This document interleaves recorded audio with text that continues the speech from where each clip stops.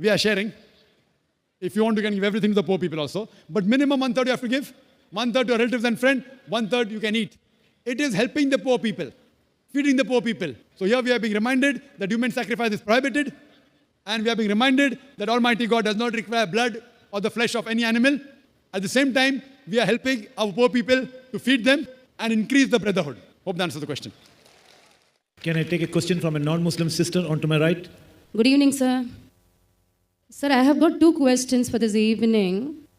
First one is, what is Sharia? Because we follow the Quran, the holy book, lifestyle, everything depends upon.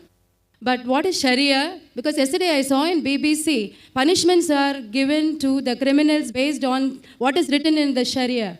So I want to know what is it. That is my first question. The second question is, usually in Hinduism and all, we have got the meditation practice by which when we even chant the slokas, we concentrate on something, at least the light. But when you chant your slokas, the verses, how do you concentrate on the verses and get into or speak to God? This is my second question, sir. Sister has 2 questions. The first question, she wants to know, what is Sharia? She heard on the television that according to Sharia. And second question is that what do you concentrate on when we chant something, we concentrate on light, what do you concentrate on? As far as the first question concerns, what is Sharia? Sharia, it is a legal system based on the Quran and the Sahih Hadith. So when we say that do you follow the Sharia, we mean to say do you follow Quran and Sahih Hadith. So if you ask me a ruling that what is according to the Sharia, that can we have alcohol according to the Sharia, what you're asking me is the rule laid down by Almighty God, defined in the Quran and the Sahih Hadith, the sayings of Prophet Muhammad, peace be upon him.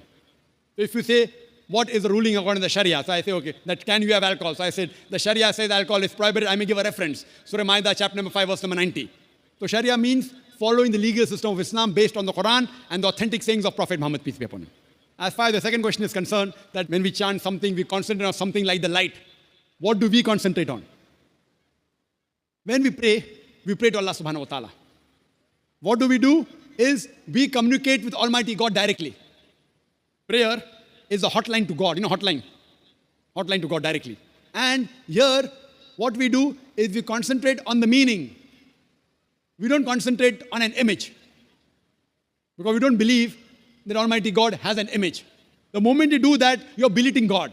Now imagine when you're saying that to concentrate on God, you're making an idol of Almighty God. You are belittling God and limiting God to that idol. If suppose the idol falls, the idol breaks. Imagine, God cannot help himself if you consider the idol to be God. So we cannot belittle God. We cannot abuse God. That's the reason when we pray to him directly and we concentrate on the meaning. That's the reason in our salah, we normally say salah in Arabic. And I say that the best way to concentrate on salah is to understand the meaning and concentrate on the meaning. And then we follow our prayer when we say pray. In English, to pray means to ask for help, to beseech. In Arabic, salah does not merely means to pray. Salah, besides asking for help, we also thanking Allah subhanahu wa ta'ala, thanking Almighty God, and simultaneously getting guidance from Almighty God in our salah.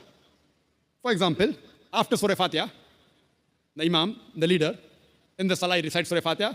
After that, he may recite Surah Ma'idah chapter 5 verse 90, which says, Ya ayyuhallazina amanu, oh you believe, innamal khamru wal maisuru, most certainly intoxication and gambling, wal anzabu wal aslamu, dedication of stones, divination of arrows, rishtam min amali shaitan. These are Satan's handiwork. Fashtanibu lalakum tuflihun. Abstain from the handiwork that you may prosper. Here, besides thanking God, besides asking for help, we are getting guidance. Don't have alcohol.